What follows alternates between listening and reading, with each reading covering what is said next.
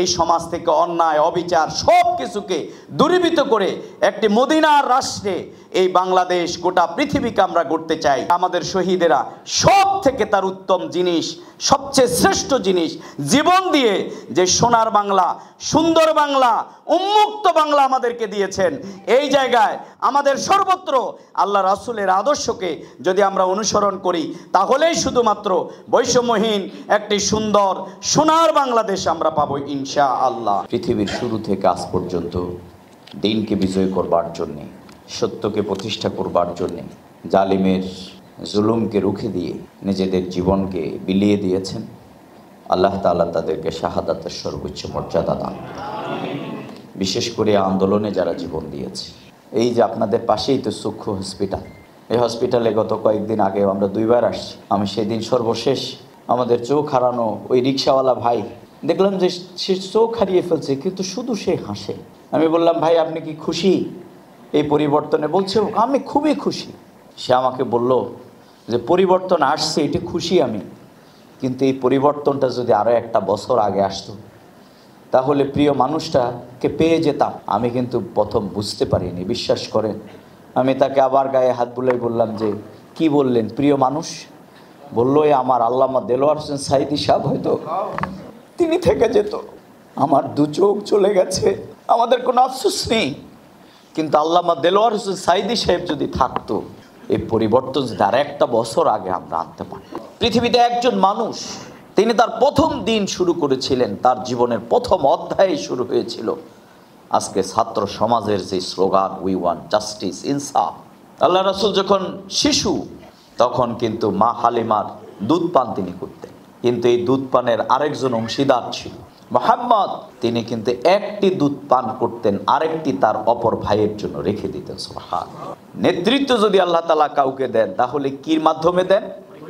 ইমতিহানের মাধ্যমে। পৃথিবীটা আবার ধ্বংস না হওয়া পর্যন্ত মানব জাতির জন্য নেতা, অনুকরণীয় আদর্শ তিনি হচ্ছেন আমাদের প্রিয় নবী মুহাম্মদ রাসূলুল্লাহ সাল্লাল্লাহু আলাইহি ওয়াসাল্লাম। মানব জাতি মুসলমানরা সবচেয়ে বেশি পদদলিত, নির্যাতিত, অপমানিত কার?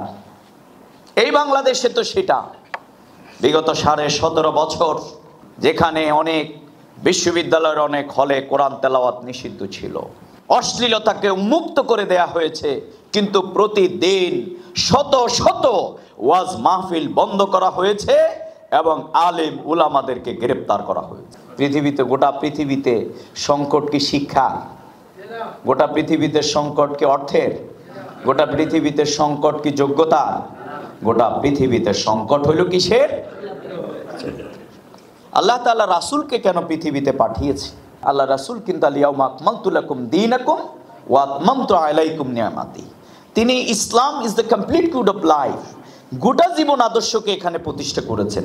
কিন্তু রাসূল কেন পাঠিয়েছেন? আল্লাহ তাআলা এখানে কিন্তু নামাজ যোগ করে নাই, এখানে যাকাত যোগ করে নাই, এখানে হজ যোগ করে নাই, এখানে অন্য কোনো কিছু যোগ করে নাই। নচেত তো কোরআনের এই 30 পারার প্রত্যেক বাকে বাকে আল্লাহ বলতেন যে নামাজের জন্য, রোজার জন্য, হজের জন্য, অর্থাৎ আল্লাহ রাসূল যা করেছেন সবটাই বলতে পারতেন। আল্লাহ রাসূল সবই করেছেন, কিন্তু আল্লাহ তাআলা কোরআন শরীফে 3 জায়গায় আল্লাহ রাসূলকে কেন পাঠানো হয়েছে আল্লাহ তাআলা সেটি পেশ করেছেন। হুয়াল্লাযী আরসালা রাসূলাহু বিল হুদা ওয়া দীনিল হক লিইয়ুযহিরাহু আলাদ দীনি কুল্লি। তাহলে আদিয়ানে বাতিলার উপরে, কায়েমি স্বার্থবাদীর উপরে, ম্যানমেড ইজমের উপরে, এই মতাদর্শের উপর ইসলামকে বিজয় করবার জন্য আল্লাহ তাআলা রাসূলকে পাঠিয়েছেন। সুবহানাল্লাহ। আল্লাহ তাআলা কোরআনে বলেছেন তাহা মা আনজালনা আলাইকাল কুরআনা লিতাশকা। এই কোরআন আসছে অথচ তোমরা অধপতিত থাকবে, তোমরা নির্যাতিত থাকবে, তোমরা কথা বলতে পারবে না, তোমাদের মানবাধিকার থাকবে না, ভোটের অধিকার থাকবে না, খাবারের অধিকার থাকবে না, মর্যাদা থাকবে না। এটি কিন্তু হতে পারে না। আমাদের হয় কেন? কারণ কোরআন কিন্তু আমাদের এইরকম উঁচু জায়গায় আছে, এই কোরআন এই রাষ্ট্রে নাই। এই জন্যে রাসূলের সিরাত যদি 100 বছর না 1000 বছরও আলোচনা করেন, এখান থেকে নারিকেলের উপরে অর্থাৎ ভিতরে না ভেঙে আপনি যদি উপরে শুষলে যা হয় আপনার অবস্থা কিন্তু তাই হবে। সেজন্যে আমরা বলবো যে আমাদেরকে এই সততার সুন্নাহ আল্লাহ রাসূলের এটি আমাদের প্রত্যেককেই এটাকে ধারণ করতে হবে। এই সমাজ থেকে অন্যায় অবিচার সব কিছুকে দূরীভূত করে একটি মদিনার রাষ্ট্রে এই বাংলাদেশ গোটা পৃথিবীকে আমরা গড়তে চাই। এই আদর্শ ছাড়া মানবতার কোনো মুক্তি নাই। নেতা নেত্রীর আদর্শ দিয়ে মানুষের মুক্তি আসবে না।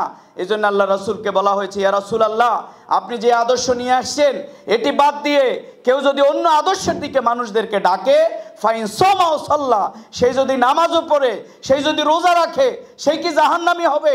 আল্লাহ রাসূল বলছে, আমি যে আদর্শ নিয়ে আসছি সেটিকে বাদ দিয়ে যদি সে অন্যদিকে মানুষদেরকে আহ্বান জানায়, তন্ত্রমন্ত্র দিয়ে মানুষকে পরিচালনা করার প্রচেষ্টা চালায়, নামাজ রোজা পড়ার পরেও সেই কিন্তু জাহান্নামী হবে।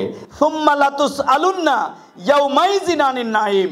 আমরা কাল কিয়ামতের দিন আল্লাহ তাআলা যে নিয়ামত দিয়ে আজকে দুনিয়া আমাদেরকে ভূষিত করেছেন, সেই নিয়ামতকে এই জমিনে আমাদের যার অর্থ, বুদ্ধি, মেধা, শক্তি, যোগ্যতা এবং আমাদের শহীদেরা সব থেকে তার উত্তম জিনিস, সবচেয়ে শ্রেষ্ঠ জিনিস জীবন দিয়ে যে সোনার বাংলা, সুন্দর বাংলা, উন্মুক্ত বাংলা আমাদেরকে দিয়েছেন, এই জায়গায় আমাদের দাওয়াতি কাজ, আমাদের ইসলামের জ্ঞান, আমাদের উন্নত চরিত্র, আমাদের নৈতিকতা, আমাদের ভালোবাসা, আমাদের সর্বত্র আল্লাহ রাসূলের আদর্শকে যদি আমরা অনুসরণ করি, তাহলেই শুধুমাত্র বৈষম্যহীন একটি সুন্দর সোনার বাংলাদেশ আমরা পাবো ইনশাআল্লাহ।